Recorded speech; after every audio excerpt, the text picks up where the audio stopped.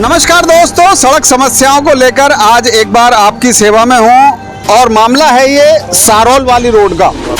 आम जनता को बहुत चोट लग रही है। हम देखो ट्रैक्टर फंसा हुआ है, इसमें सीमेंट भर रही है। अब सारा सीमेंट इसका भीग गया बरसात में। उसका टायर फट गया, उसको चोट लग गई है। अभी 2 दिन पहले यहाँ ट्रिरी पलट गई। कल इसमें एक स्कूल की बस फंस गई थी। बहुत ज्यादा है जी, यहाँ डेली को आनो जानो हमारो एयरपोर्ट पे बहुत ज्यादा समस्या को सामना करना पड़ रहा है जी। और कई बार तो हमारे यहाँ एक्सीडेंट भी है, वो फिसल गई है बाइक कई बार।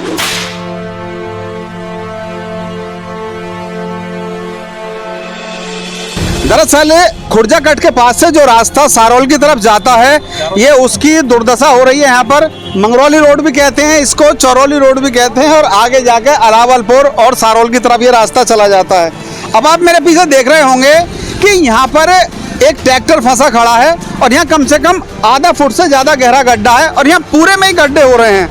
हालांकि जब ये गड्ढे होने शुरू हुए थे, उससे पहले ही मैंने जो इस गड्ढों के कारण थे उन दुकानदारों से भी इसके बारे में अपील की थी कि भाई आप अपने पानी की व्यवस्था सुधारिए, क्योंकि यहाँ पर आप मेरे पीछे देखेंगे, यहाँ पर जो मार्केट है वहाँ पर 2-3 सर्विस स्टेशन है जहाँ पर गाड़ियाँ धुलती हैं, और उन गाड़ियों को धोने के बाद में जो पानी निकलता है उसको निकलने के लिए कोई भी सुचारू जगह नहीं थी। हालांकि एक दुकानदार ने मुझे एक्सप्लेन किया था कि भाई हमारा पानी जो है हम वहाँ अपने तरीके से उसे नीचे हार्वेस्टिंग के जरिए वो पानी नीचे चला जाता है, लेकिन ये समस्या बार बार लोगों के सामने आती है। सड़क का जो पानी है वो यहाँ से निकल के सड़क पे पहुँचता है, और कितनी भी मजबूत सड़क क्यों ना हो, एक दिन वो पूरी तरह टूटकर नेस्तो नाबूद हो जाती है। हाँ जी भाई साहब, कौन सा गांव है? टप्पल जी, टप्पल से हैं हाँ आप? जी। समस्या के बारे में बताइए, समस्या कितनी ज्यादा है? बहुत ज्यादा है जी, यहाँ डेली को आनो जानो हमारो एयरपोर्ट पे बहुत ज्यादा समस्या को सामना करना पड़ रहा है जी पर डे को जी। और कई बार तो हमारे यहाँ एक्सीडेंट भी है, वो फिसल गई है बाइक कई बार।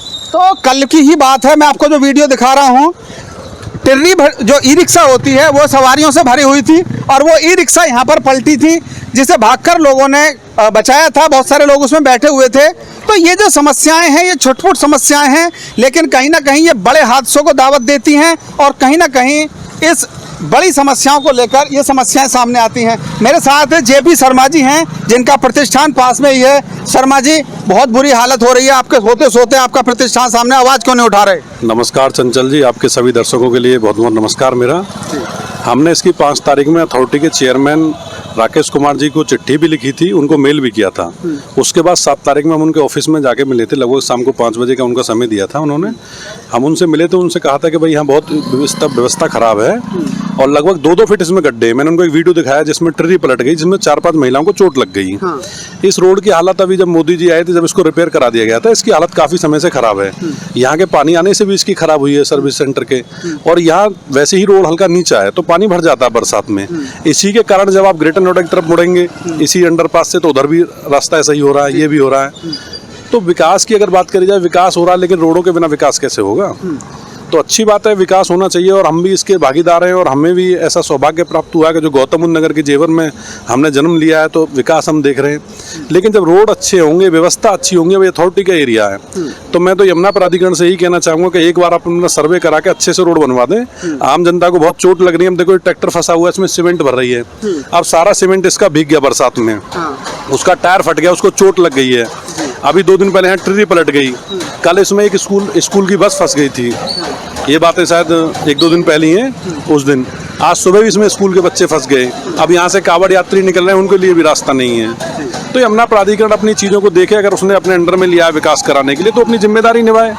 ये किसी जनप्रतिनिधि का तो है नहीं कि भाई ये ग्राम पंचायत में आ रहा है, नगर पंचायत में आ रहा है। यमुना विकास प्राधिकरण का क्षेत्र है। यमुना विकास प्राधिकरण अपने इंजीनियरों को भेजे, इसे कराए। हम तो कई बार उनको निवेदन भी कर चुके, मेल भी कर चुके। बाद बाकी अगर ऐसा नहीं होगा तो हम सरकार को भी लिखेंगे, बात भी करेंगे इसके लिए। एक बार उनसे मिल लिया अथॉरिटी के चेयरमैन से। शर्मा जी, दरअसल जेवर एक प्रतिष्ठित जगह आज वर्ल्ड के नक्शे पर दिखाई जा रही है, लेकिन जेवर में आने के लिए आप जिस सड़क से भी जाएंगे, चाहे खुर्जा से जाएं, नोएडा से जाएं, अलीगढ़ से जाएं, या फिर ये रास्ता था एक जो सही था, अब ये भी, सारे रास्ते सड़कों की तरफ से निराश करते हैं। असल में जेवर बहुत पुराना शहर है, इसको दोबारा से डेवलपमेंट करने की आवश्यकता है। इसका पूरा प्लान बनाया जाना चाहिए।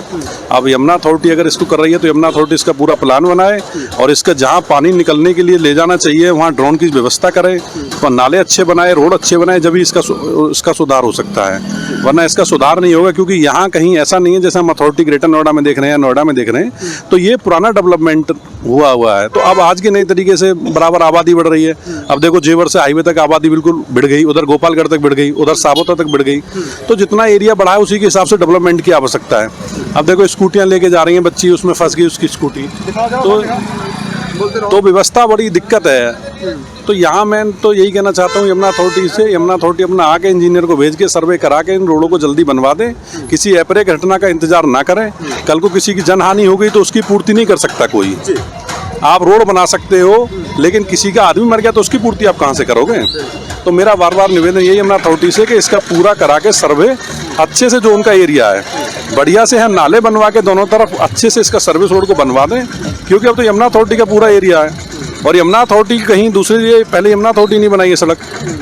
तो मेरा तो कहना यही है कि एक बार यमुना अथॉरिटी अपना करा ले इसको, बार बार पब्लिक को परेशानी की आवश्यकता ना पड़े। अब जनहानि होने के बाद फिर पूर्ति नहीं होती किसी से, ना सरकार से होती है ना किसी से होती है।